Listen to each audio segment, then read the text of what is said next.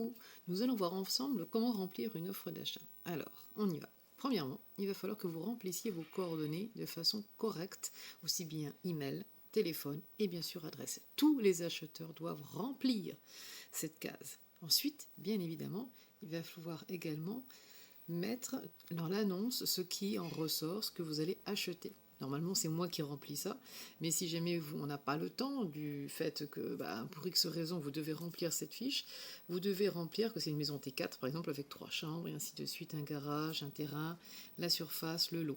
Ça, c'est en principe moi qui dois le remplir, mais encore une fois, ça vous permet de savoir ce qui est rentré dedans.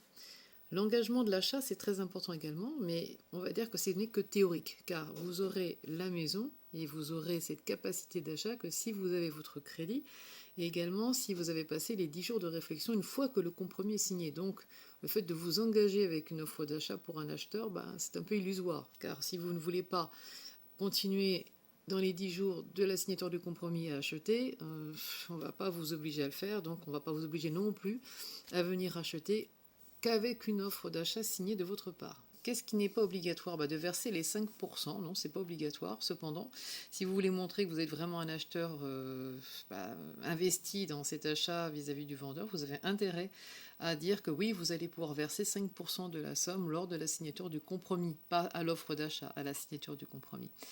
On a également une date qu'il va falloir marquer. Cette date, il faudra donc s'engager à la respecter jusqu'à ce qu'on ait, on va dire, une date de signature de compromis. Donc cet engagement vis-à-vis de la date, c'est une exception, ça dure en principe 8 jours. Vous êtes engagé vis-à-vis de ce vendeur pendant 8 jours. Et bien évidemment, je vous invite à lire les conditions générales.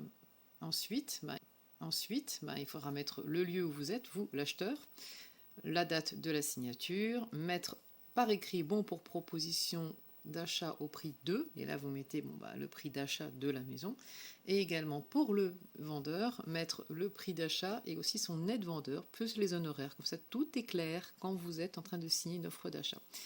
Tout ça est expliqué de façon écrite. Si ça vous intéresse de le détailler, vous faites un stop et puis vous regardez. À très bientôt pour d'autres conseils. N'oubliez pas de liker et de vous abonner. Au revoir.